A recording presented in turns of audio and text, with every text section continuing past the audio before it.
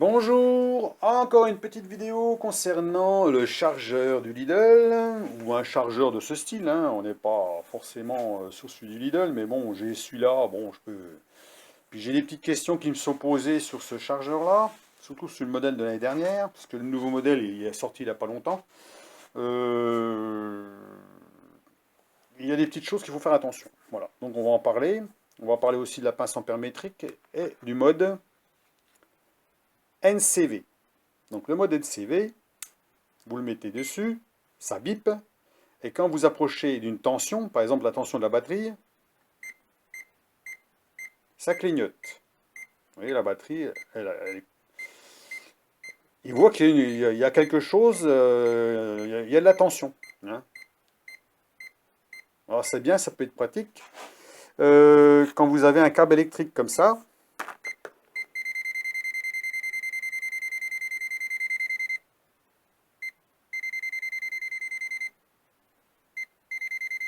en 220, il capte 220. Donc ça, c'est une petite fonction que je n'avais pas parlé. Donc c'est bien de parler aussi, hein. Donc c'est une petite machine. Si vous percez un mur ou quoi que ce soit, vous avez un câble électrique derrière, vous pouvez contrôler avant avec ça. Hein, ça permet de savoir quand même de percer au bon endroit, hein, pas de percer un fil électrique par exemple, hein. Donc ça peut être une petite chose en plus, hein, en plus des fonctions qu'elle a, de toutes les fonctions qu'elle a, hein. Donc nous, ce qui nous intéresse sur ce pince ampère-métrique, c'est l'ampérage, bien sûr, hein. Donc là, on va brancher le chargeur. Alors, ce chargeur-là, il y a une chose qu'il faut faire attention, c'est toujours brancher la prise 220 sur le secteur en premier. Jamais les prises, les pinces en premier. Sur ce modèle-là, c'est un modèle électronique. De toute façon, même si les pinces se touchaient, il ne se passerait rien, hein, puisqu'il y a des protections à l'intérieur. Même en cas d'inversion, il ne se passera rien, normalement, hein. Donc moi, je fais comme ça. Donc je branche. Parce que ce qui risque de se passer, c'est que si vous branchez les deux prises là avant, il risque de mettre une erreur, hein. Alors celui-ci, apparemment, ben, il ne met rien. Mais des fois, il se met à clignoter. Alors bon, pour l'instant, il ne clignote pas. Bon, c'est plutôt bien. Et vous branchez donc le 220 en premier. Et vous met 0,0. Vous branchez le plus, la boule à masse en premier, par exemple. Après, vous branchez la deuxième prise. Et là, vous avez la tension de la batterie. 12,8, ça veut dire qu'elle est pas mal chargée, quoi. Bon, il n'y a pas si longtemps que ça, j'ai chargé. Bon. 12,8, mais il n'y a aucune intensité qui passe dans les fils, hein, on est d'accord, on est en charge zéro, hein, on a juste une tension, ça veut dire qu'il vous sert de multimètre quelque part, hein. Vous avez la tension, mais pas l'intensité. Donc, quand on va mettre en charge, ce qu'on voudrait savoir, c'est l'intensité de charge. L'ampérage qui va servir à recharger la batterie. Et pour ça, il faut un ampèremètre. Donc, on va mettre, première fonction, moto. La moto, vous avez une charge ici. On voit que ça clignote, il y a deux petits tirets. On ne sait pas à quoi ça correspond, on ne sait pas l'intensité de charge. On veut savoir l'intensité de charge, donc on va prendre la pince ampère-métrique, on va mettre au 60 ampères. Voilà. On va mettre sur DC, donc il y est sur DC. On va appuyer sur le bouton pour remettre à zéro tout ça. Voilà. Alors ça marque toujours à des fois 0,0, 0,1, il y a toujours quelque chose. Et on va brancher ici, savoir combien on a de consommation, d'intensité qui passe dans le fil. Et là, on a entre 0,8 et 0,9 ampères. Voilà. Et là, c'est fonction moto. Et donc, il y a très peu d'ampérage. Donc, c'est pour ça qu'en fonction moto, si vous avez une batterie moto, bah, vous n'allez pas avoir une grosse intensité, hein, de charge par rapport à une batterie de voiture, hein. Donc voilà, ça permet de savoir à combien on est. 0,9, voilà. Alors, à un moment donné, il va redescendre. Parce que la batterie va être chargée, bien sûr, elle va se charger au fur et à mesure, et on va redescendre à des dixièmes d'ampères. C'est-à-dire 0,2, 0,3 ampères, voire 0,1 ampères. Donc là, c'est bien de savoir l'intensité, hein. Si on monte, ça ne va pas changer grand-chose parce que la batterie est chargée. À 13 volts 8, on arrive pratiquement à 14 volts. Donc si je monte un cran, 14 volts 2, à un moment donné, au bout d'un moment, là, paf, il va descendre à 0. On va attendre un petit peu. 0,9, 0,8. Voilà, on va laisser un petit peu, mais normalement, dans peu de temps, il devrait descendre en intensité. C'est bien de savoir. Alors bien entendu, si la batterie était plus à plat, déchargée, on aurait peut-être 5 ampères ou 4 ampères. On aurait une intensité plus importante. Puisque la batterie, elle demande de l'intensité. Elle demande d'être chargée, fort. Hein. C'est comme un réservoir qui est vide. Il faut lui en mettre. Donc à ce moment-là, elle va pomper un maximum d'ampérage. Mais bon, le chargeur, lui, il ne va pas lui donner ce qu'elle va demander. Il va lui demander ce qu'il peut donner. Ce qu'il peut donner, normalement, c'est 5 ampères, mais il ne pourra pas les donner en permanence, parce que c'est un chargeur microprocesseur qui chauffe, il se met à chauffer, donc à un moment donné, ben, il s'autoprotège aussi, et il va faire aussi ben, chuter l'intensité, la remonter, la descendre, la remonter, la redescendre, elle est chargée par étapes, voilà, on va dire par étapes. Donc on va attendre un petit peu. On a 14 volts, donc normalement bientôt ça va être bon. Donc là on peut dire que la batterie est en bon état, elle charge bien, elle est nickel, hein, il n'y a pas de souci.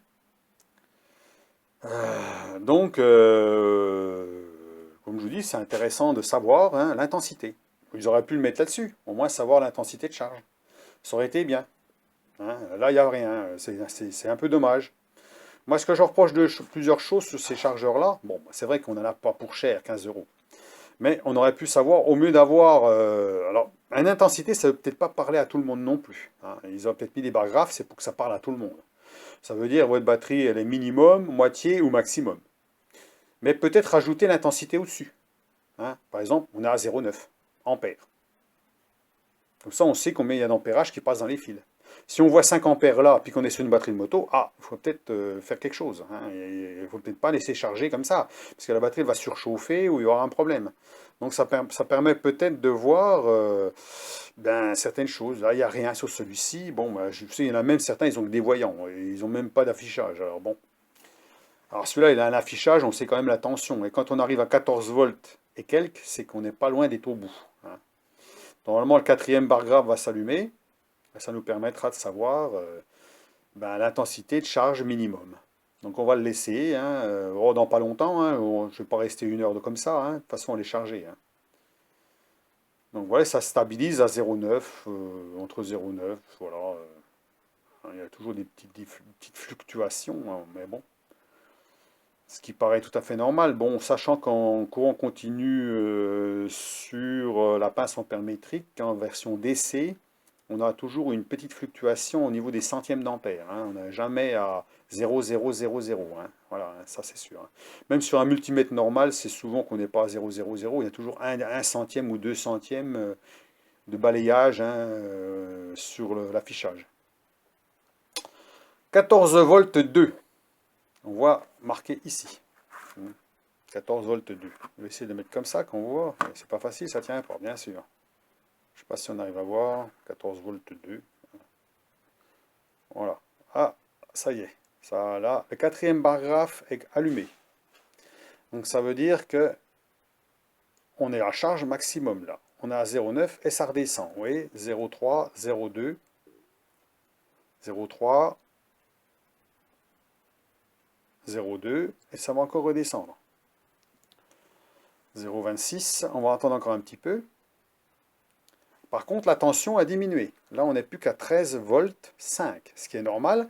Le chargeur est toujours monté plus haut en charge et après il se maintient légèrement en dessous. Ça veut dire que votre 13 volts 5, c'est normal. Votre chargeur, il charge pratiquement plus. On stabilise la tension. Et ici, bien entendu, comme c'est une batterie, elle demande une certaine intensité encore. Ça veut dire qu'il en manque encore un petit peu. Ben, elle charge encore un peu, 0,2. Mais ça va redescendre à 0,1. Voilà, si on laisse encore, ça va descendre à 0,1. Alors, je ne sais pas combien de temps il faut, mais à bout d'un moment, ça redescend. Toujours 0,26, 0,25. Hein. Bon, je ne sais pas si on va y arriver, mais bon, le but, c'est que, en fait, on a un maintien de charge. Alors, je ne vous dis pas, ces chargeurs-là, logiquement, sont faits pour maintenir une batterie en charge. Oui, mais sans surveillance, je dirais non. Alors, on m'a déjà posé la question, est-ce qu'on peut laisser sur un chargeur comme ça sur une batterie, puis laisser sans s'en occuper? Je dirais oui sur 2-3 jours, on peut très bien laisser, hein. Mais laisser en permanence sur plusieurs mois, j'aimerais pas. Personnellement, non, hein. J'aurais toujours peur qu'il arrive une connerie, hein. Sachant que j'ai déjà parlé que ce chargeur-là, si on débranche le chargeur et on le rebranche, il va peut-être faire l'effet inverse. Ça veut dire qu'il va vous consommer des milliampères. Au mieux de les mettre dedans, il va les retirer parce que votre chargeur va consommer un tout petit peu de courant. Alors peut-être pas beaucoup, mais peut-être assez pour vous décharger une batterie sur un mois, par exemple, je sais rien, hein. Donc on vous fait l'effet inverse. Donc toujours vérifier que le chargeur est toujours en état de charge, qu'il n'y ait pas eu une coupure de courant entre-temps, hein, parce que les coupures de courant, des fois en hiver, il y en a, hein. Alors là, c'est pas le bon plan. Donc il vaut mieux un chargeur plus cher qui, lui, va reprendre la charge où on en était. Et ça existe aussi. Par contre, je vous dis, c'est pas le même prix. On a 80, 100 euros. Donc là, on a un chargeur, on branche et on s'en occupe plus, hein. Mais bon, moi c'est pareil, même si j'en avais un à 100 euros, je vérifierais quand même de temps en temps. Voilà. Sachant que quand on charge une batterie, il vaut mieux que les deux bandes de la batterie, les cosses de batterie soient débranchées de la voiture, surtout quand on s'en sert pas souvent. Alors c'est chiant parce qu'il faut remettre le code radio, tout le bazar, ça c'est le bordel, mais c'est quand même une précaution. Ça veut dire qu'on est directement en contact avec les bandes de la batterie, on n'a pas de faux contact ou quoi que ce soit qui pourrait poser problème, hein. C'est ce qu'il y a de mieux, normalement, quand on charge une batterie. Alors là, on va mettre un certain temps, hein, je ne sais pas combien de temps elle va mettre, hein, 0,2, ah ça y est, 1,8, on descend. On commence à redescendre. Voilà, des fois en dessous de 0,2 ampères, hein. Mais savoir qu'on descend à 0,1 ampère maximum, hein. On va peut-être pas attendre pendant 2 heures, hein, mais bon, on redescend encore. Ça veut dire qu'on a vraiment une charge très très faible, hein. Voilà, bon, on va laisser comme ça, hein. Voilà, 0,0, hein. 0,3, 0,2, 0,1, voilà. Voilà pour la fonction donc de la pince ampère-métrique, hein, en plus du chargeur que j'en parle, puisque en ce moment on est en plein dedans, hein, on est en plein dans les charges batterie et tout, hein, à cause du froid, des mauvais temps, on a une décharge des batteries, hein, surtout si on n'utilise pas la voiture, donc c'est bien d'avoir un petit chargeur. Alors celui-là n'est pas cher bien sûr, hein, mais bon, il fait le taf quand même, hein. La durée de vie, ben, on ne peut pas en parler, parce qu'il y a une garantie de 3 ans. Bon, la garantie de 3 ans, vous savez que vous avez la possibilité, si vous avez un problème dans les 3 ans, de vous faire renvoyer un autre chargeur avec le ticket de caisse ou sans ticket de caisse. Si vous n'avez pas le ticket de caisse, il faut avoir l'application Lidl quand vous utilisez votre téléphone, par exemple, il est dedans. Ce qui fait que après, il faut le télécharger, bien entendu, pour pouvoir l'utiliser quand on va vous le demander pour la garantie. Donc voilà, je l'ai jamais fait puisque je récupère toujours les tickets de caisse, mais j'ai regardé sur le téléphone, les tickets de caisse sont bien dedans, donc il n'y a pas de souci. Donc ça, c'est un truc que tout le monde ne sait pas, donc c'est bien de l'avoir. Mais le mieux, c'est de garder le ticket. Voilà. Comme ça, au moins, on l'a. On fait une photocopie, si on a une petite imprimante, et on le range. Comme ça, ben, malgré que 3 ans, ça passe vite, hein. Et puis ça permet de le sortir s'il y a un problème. Et puis voilà, hein. Et de faire après, de faire un scan et puis de l'envoyer s'il y a besoin pour la garantie. À ce moment-là, on vous renvoie un chargeur neuf, hein. Pas forcément le dernier modèle, hein, on va vous renvoyer le même que celui-ci. Donc voilà, donc c'est bien à savoir, hein. Donc suite à des renseignements. Donc ce modèle-là, c'est le ULG 5, ULGD 5.0C1. Donc c'est le modèle de l'année dernière. Le nouveau, je ne sais plus si c'est le C2 ou C3, j'en sais rien. Enfin bon, il a les mêmes fonctions, hein. On a un bouton, on a exactement les mêmes fonctions, c'est tout pareil, hein. Donc voilà. Donc il fonctionne très bien. Là, il ne chauffe pas puisqu'on est en charge terminale, hein. On a très peu d'intensité. Je sais pas, on va vérifier maintenant. On va remettre sur ampérage. Voilà. Alors.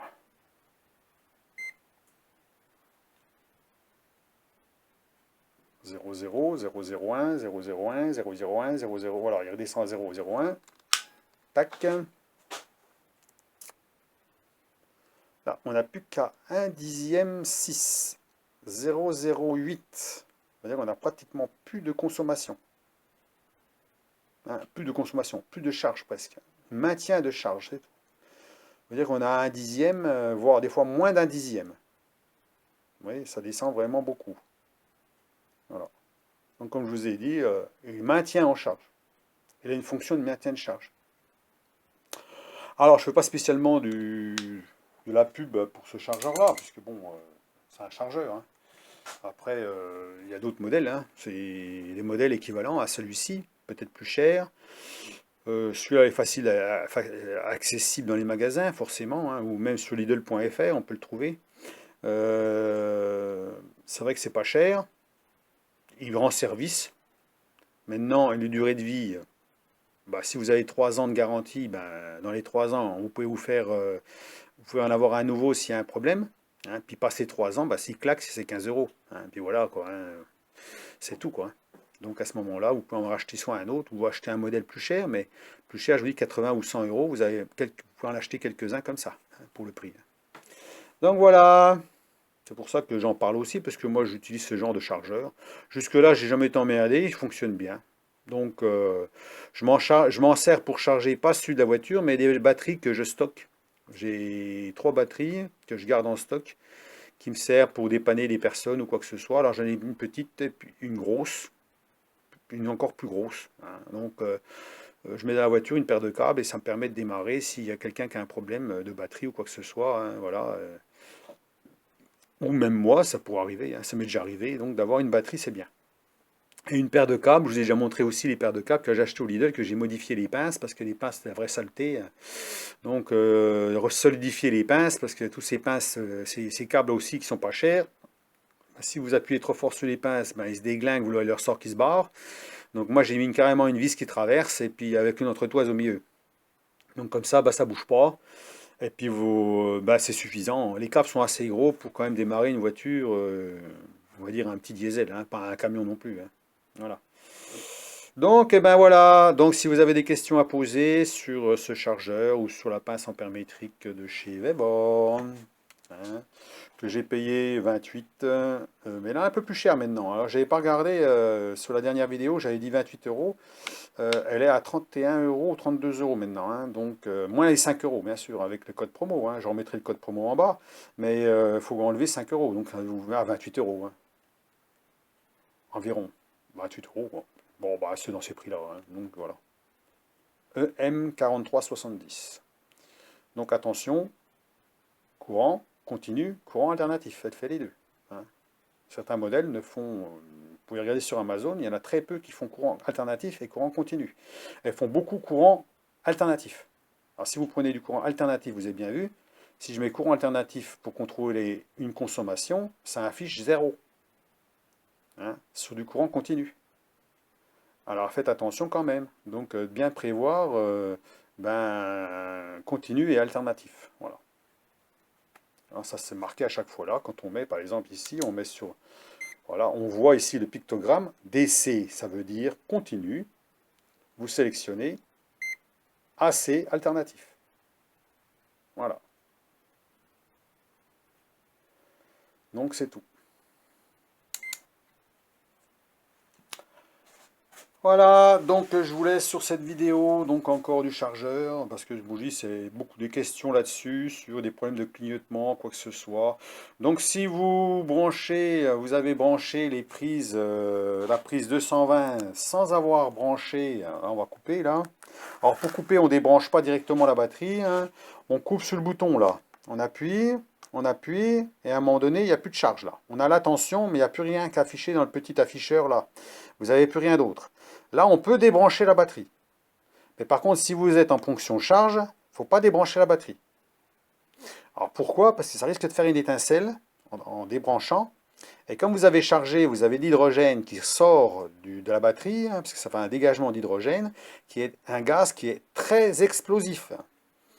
Et des fois, vous avez la batterie qui explose. Elle n'explose pas complètement, mais le dessus de la batterie saute. Ça veut dire que vous avez tout le haut de la batterie qui saute et vous prenez de l'acide dans la figure. Donc attention, toujours couper. Alors on pourrait débrancher ici, mais le mieux c'est de couper déjà au bouton. Donc vous appuyez encore une fois, et vous appuyez une dernière fois, et là c'est bon. Et là, à ce moment-là, vous pouvez débrancher le fil, il ne se passe rien. Bon, bien sûr, il va marquer erreur puisque j'ai débranché, mais il n'y a pas à avoir d'étincelle. Et après, vous pouvez débrancher là si vous voulez. Moi, je pense qu'il vaut mieux faire comme ça. Parce que sachant que si vous débranchez la prise en 220, il est toujours alimenté dedans. Vous voyez, je vais débrancher la prise en 220, il reste encore allumé. Donc il peut y avoir quelque chose au bout là. Hein. Et une micro-étincelle peut faire péter la batterie. Ouais, elle est débranchée complètement là, et voilà, il s'éteint au bout d'un moment. Hein. Donc il faut mieux couper là, enlever les pinces, et ensuite débrancher la prise. Toujours charger dans un milieu aéré, quand vous rechargez. Attention, pas dans un endroit confiné. Hein. Si vous avez plusieurs batteries que vous chargez, avec n'importe quel chargeur, toujours dans un milieu aéré. Parce que c'est du dégagement, comme je vous dis, d'hydrogène qui est dangereux. Hein. Donc, c'est pas la peine de faire exploser quoi que ce soit. Moi, j'ai vu des batteries exploser. En général, ben, c'est pas marrant. Hein. Ça pète bien fort. Hein. Et puis l'acide, ça bouffe bien les habits. Hein. Et puis les yeux, attention. Hein. Donc, il y a intérêt de mettre la tête sous la flotte quand ça arrive. Hein. Donc, voilà pour les recharges batterie. Donc, les petites précautions aussi à prendre. Hein. Donc, voilà. Donc, eh ben, sur ce, je crois que je vous laisse. Je crois que j'en ai assez dit là-dessus. Hein. Donc, la petite pince, pour ceux qui sont intéressés, hein, pince ou multimètre, hein, pour ceux qui sont intéressés plus pour un multimètre. Moi, je pense que cette pince a une fonction intéressante justement pour éviter des branchements un peu compliqués sur un ampèremètre, que là, il y a juste à pincer, choisir la bonne valeur, hein, ça veut dire on a 60 ampères pour des petites intensités. Pour des grosses intensités, on va mettre 600 ampères, bien sûr. Hein. On va dire qu'on peut aller jusqu'à 600 ampères. Il y a même chez Vevor une qui va jusqu'à 1000 ampères. Donc vraiment des grosses consommations, de gros passages de courant. Hein. Moi, celle-là, c'est suffisant. Il faudrait même 30 ampères en dessous. Hein. Ça veut dire 30, 60 et 600. Ou même moins 10 ampères. 10 ampères, ce serait bien. Mais elle n'y est pas sur celle-là. Ça sera encore plus fin, avoir des milliampères. Donc ce serait bien. Donc voilà. Je crois que j'ai tout dit là-dessus. Hein. Donc si vous avez des questions, vous pouvez me les poser. Je vais mettre le lien encore une fois dessous pour ceux qui sont intéressés. Hein. Bon, on va voir. Hein. Vous n'êtes pas obligé d'acheter chez eux, mais chez Vevor, vous pouvez acheter sur Amazon, vous pouvez acheter dans... Il y a plein de boutiques qui vendent des pinces ampères-métriques hein, à tous les prix. Après, je vous dis, celle-là, je l'ai acheté 28 moi. Et puis j'ai eu les 5% sur les 28 euros, ce qui ne m'a pas coûté cher. Hein. Les 5 euros, je veux dire, 5 euros de moins, donc ça m'a coûté 24 euros. Alors des fois, en plus, en Black Friday, elle était moins chère, donc voilà, c'était le bon moment d'acheter. Moi, je ne l'ai pas acheté en Black Friday, mais à ce moment-là, elle était moins chère. Donc maintenant, elle a tendance à augmenter un peu. Alors, est-ce que c'est dû au fait qu'elle s'est bien vendue? Hein, elle s'est bien vendue. Alors quand ça se vend bien, ils ont tendance à monter un peu le prix, hein, parce qu'automatiquement, les stocks ils partent vite. Hein. Donc les prix augmentent un peu. Hein. Donc c'est dommage de payer plus cher. Voilà. Donc voilà. Donc elle est bien montée ici, 600 ampères maximum. Hein, ici on voit. Voilà, 600 ampères maximum. Voilà. Je montre bien comment elle est. Maxi 600 volts maximum. Celle-ci, elle va jusqu'à 600 volts. Hein. Voilà. Pensez, comme j'ai dit, de retirer les batteries à l'intérieur quand vous ne l'utilisez pas. Hein. Ça, je leur dis encore une fois. Malgré que j'ai passé la vidéo il n'y a pas longtemps, je vais repasser celle-là. Bon, c'est pas grave. Il vaut mieux se répéter plusieurs fois que de le dire une fois, de ne pas le dire du tout. Hein. Voilà, comme ça, au moins, c'est dit. Voilà. Voilà. Allez, sur cette vidéo, je vous laisse. Et puis, ma foi, bon bricolage pour ceux qui bricolent. Pour l'instant, moi, je ne suis pas dans le fraisage. Hein. Il faut que je rebricole encore un petit truc, là, vite fait. Là. Mais tiens, on est encore dans la flotte, là. Donc, forcément, bon, ça va venir. On va sûrement avoir des bons jours, je pense. Hein, parce que ce coup-là... et puis, on va bricoler deux, trois petits trucs. Voilà. Mais des petits trucs, hein, parce que, bon... j'ai modifié encore un petit peu la table. Alors, la table, oui. Tiens, je reprends un petit peu de la table. La petite table que j'ai bricolée. Hein. Voilà, le fil de rallonge. Alors la table ici, là, j'en reparle. Ici, j'ai mis des écrous papillons, là. Voilà, un écrou papillon là, un écrou papillon là. Alors qu'avant, c'était une molette en plastique. Alors pourquoi j'ai mis ces écrous papillons là? Parce que quand on bascule la table de ce côté-là, eh ben, on risque de casser, ça tape dans les molettes en plastique. Et en fait, c'est cette partie ici, là, qu'on voit là, je sais pas si on va voir, cette partie en ferraille là, qui va rentrer en contact avec la poignée. Donc en fait, qui risque de casser la partie en plastique, parce qu'on ne peut pas la basculer à fond, à cause de ces manettes en plastique là. Donc moi j'ai mis des écrous papillons, des écrous papillons. Alors ces écrous papillons là sont juste pour maintenir le jeu, ils n'ont aucune autre fonction. Quoique j'en ai presque pas besoin, puisque j'ai mis des plaques ici de. Alors j'ai changé, j'ai mis des 1 mm. Parce qu'avant c'était pas du 1 mm, là j'ai mis du 1 mm. Et là, il n'y a plus rien qui bouge, hein. Ni en bas ni au-dessus. Donc là, les deux lardons, là, de chaque côté, hein, là et là, légèrement pliés au bas pour pas que ça se défasse quand on va remonter, hein. Et donc il y a ça, une petite modification que j'avais faite, c'est tout. Voilà. En plus de mes poignées que j'ai mis, que j'ai pas encore noirci, hein, et encore les poignées là, bon. Ça fait qu'on peut plier pratiquement à 100% d'un côté, hein, utiliser en fait toute la plage. Ici il y a des trous, vous voyez, il y a des trous de. On peut le mettre dans ce trou-là, on peut le mettre dans ce trou-là, ou dans le trou-là en ce moment quand elle est droite. Donc on ne pouvait pas utiliser ce trou-là. Voilà, maintenant on peut l'utiliser. Parce qu'avant, ben, ça s'arrêtait là. Donc si on pliait la table complètement, à cause des poignées. Donc là, maintenant, on peut monter à fond. Hein, alors j'ai mis juste un écrou papillon avec un écrou derrière, enfin un écrou papillon là, et puis un petit écrou derrière pour bloquer le papillon, c'est tout, hein. Parce que ça n'a pas besoin d'être serré fort ça, hein. À la limite, je pourrais presque m'en passer, parce que maintenant j'ai plus de jeu. Mais bon, je les ai laissés. Voilà. Donc en fait, ben, ce qu'ils mettent dessus en plastoc, là, c'est zéro, quoi, hein. Voilà, là, on est sûr que là, il y a une bonne poignée. Alors, il n'y a pas besoin de serrer très fort maintenant, hein, parce que ça rentre un peu plus de. J'ai mis moins 2 mm, là, pratiquement 2 mm là-dedans, qui fait à peu près 2 mm 5, ça, ou 3 mm, je ne sais plus. Donc, on rentre bien dedans. Il n'y a y a pas de jeu non plus, il n'y a plus de jeu, il n'y a pas de jeu dedans, hein, il n'y a rien du tout, on sent rien. Voilà, donc pour la petite table de chez Lidl, hein, voilà, vous avez la même même genre chez Vevor, hein. Alors chez Vevor, ils mettent des écrous papillons. Alors comme ça, il n'y a pas à se casser la tête. Par contre, là, un écrou papillon, là, ça fait un peu limite, je pense. Il faudrait mieux mettre un truc comme ça, hein. Donc voilà.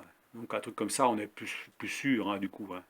Parce qu'il ne faudrait pas que. Moi, c'est surtout qu'elle ne bascule pas quand je mets quelque chose dessus, hein. Quand vous mettez quelque chose de lourd ici, là, sur le bord, ou par exemple, vous mettez une scie radiale ou quoi que ce soit qui peut peser lourd, là, je pourrais mettre du poids dessus, elle ne va pas basculer. Parce que si elle bascule, la machine va vous tomber dessus, sur les pieds ou autre chose, vous risquez de squinter votre machine, donc c'est pas le bon plan. Donc il faut absolument qu'elle ne bascule pas. Et vu les poignées qu'ils mettent ici, là, ben, c'est pas l'idéal. Les poignées rouges là qu'ils mettent là, que j'ai viré. Alors, j'aurais pu mettre des entretoises, c'est-à-dire enlever la rondelle d'origine qui est derrière, là, sur les poignées rouges, d'enlever les rondelles, d'enlever les rondelles d'origine, mettre des rondelles filetées, et puis de les visser, et puis de mettre du frein à filet pour éviter que ça bouge. Alors, ça m'aurait évité de faire plus de.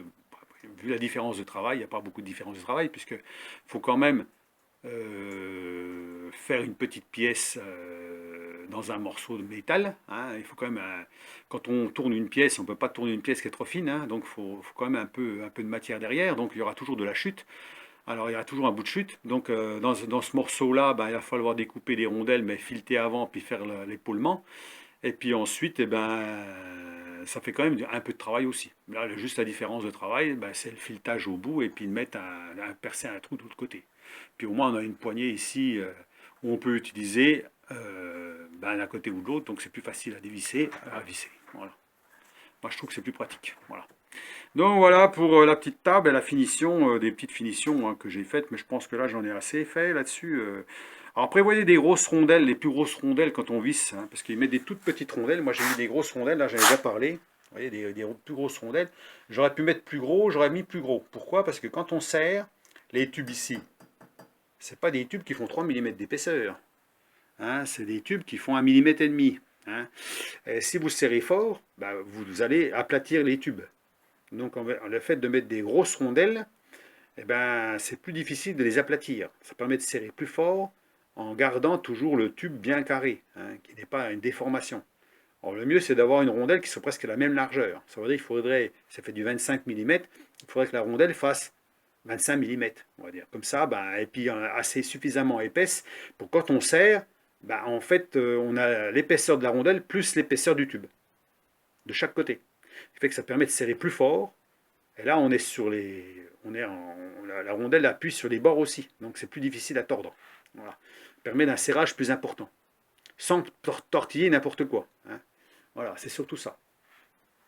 Comme là, l'entretoit, le lardon que j'ai fait là, si je serre là, ben, j'ai 1 mm de lardon plus 1 mm 5 d'épaisseur de fait de tôle, ben là, je ne risque pas d'abîmer le tube ici. Voilà. Donc il n'y a pas de problème. Voilà, donc s'il y a comme petite chose à prévoir, donc peut-être des rondelles à prévoir, et pas besoin de mettre des rondelles très chères, ou alors quand vous n'avez pas de rondelles, euh, si votre rondelle est un peu fine, ben, vous pouvez mettre deux épaisseurs, hein. Vous mettez 2 épaisseurs de rondelles. Alors on achète des rondelles pas chères au bricot, hein, c'est pas la peine de mettre des rondelles qui coûtent cher, hein, des rondelles zinguées, hein. Vous mettez 2 épaisseurs, si les rondelles font 1,5 mm, vous en mettez 2, hein, et puis c'est tout, hein. Comme ça c'est plus solide. Voilà. Bon, c'est une petite précaution, parce que les rondelles qu'ils mettent avec, elles font 5/10 d'épaisseur, hein, donc pour moi ça sert à rien, hein, c'est juste pour éviter que ça marque, c'est tout, hein. Donc voilà ce qu'on pourrait dire sur les petits trucs. Maintenant, je crois que j'en ai été jusqu'au bout. J'ai tout bavuré un peu tout ça. Donc les bavurages ici, hein, surtout ici dans les trous là-dedans, hein, parce que si on passe la main là-dedans pour soulever ou quoi que ce soit, qu'on ne se coupe pas les doigts, parce que c'est jamais bien bavuré proprement. Et puis voilà, la table prête à l'emploi. Donc pour l'instant, je ne me suis pas encore servi, hein. Alors, elle n'est pas dans ma salle à manger, hein. Je ne suis pas dans ma salle à manger ici, hein. Donc, je ne vais pas manger dessus non plus, hein. C'est une plaisanterie, hein. C'est une boutade, hein. La table est dans mon sous-sol, hein. Donc, voilà. Pour l'instant, elle est dans mon sous-sol. Je ne l'ai pas encore rangée puisque j'avais des petites modifications à faire dessus. Donc les petites modifications, elles ont été faites. Donc prochainement, elle va finir dans mon garage. Voilà. Donc ben, je vous laisse sur cette vidéo, sur les petites choses que j'ai faites, hein. Et puis ma foi, vous me dites ce que vous en pensez, hein. Juste si vous avez des questions, ben, posez vos questions, il n'y a pas de problème, hein. J'avais montré les petits schémas que j'avais fait là il n'y a pas longtemps sur la dernière vidéo. Les petits schémas, donc merde, c'est pas ça, c'est ça. Donc des branchements, hein, donc branchements en parallèle sur les bornes, hein, quand on est sur une batterie ou quand on est sur une lampe, hein, une ampoule. Donc on branche toujours en parallèle, ça veut dire sur les deux bornes. Et en intensité, quand on utilise un multimètre, il faut être en série. Donc quand on n'utilise pas une pince ampère-métrique, il faut débrancher le fil, mettre l'ampère-mètre en série pour savoir le courant qui passe dans le circuit. Quand il y a une lampe ou un accessoire ou quoi que ce soit, ça permet de savoir l'intensité. Donc d'une pince ampère-métrique n'a pas besoin, puisqu'il suffit de pincer le fil, enfin mettre le fil dans la boucle ici, là, qui permet de savoir l'intensité qui passe dedans. Voilà, donc et votre intensité, donc contrôle d'intensité sur la voiture qui permet de savoir si vous avez une intensité qui paraît correcte. Hein, en général, c'est des centièmes d'ampère. On est à moins, on va dire, dans les 0,05 maximum. On va dire maximum un 5 centièmes d'ampère, sachant que la pince ampère-métrique marche toujours entre 1 et 2 centièmes, hein, toujours de battement, hein. Donc vous avez, si elle marche entre 1 et 2 centièmes de battement, bon, il y a des chances que jusqu'à 0,5, ça pense que c'est bon, hein. À ce moment-là, si votre batterie se décharge très rapidement, c'est qu'il y a vraiment un autre problème, hein, c'est que votre batterie est foutue. Donc voilà, pour les explications. Donc, eh bien, ma foi, ce coup-là, bon bricolage, amusez-vous bien, et puis ma foi, bah, à la prochaine. Allez, à plus, au revoir.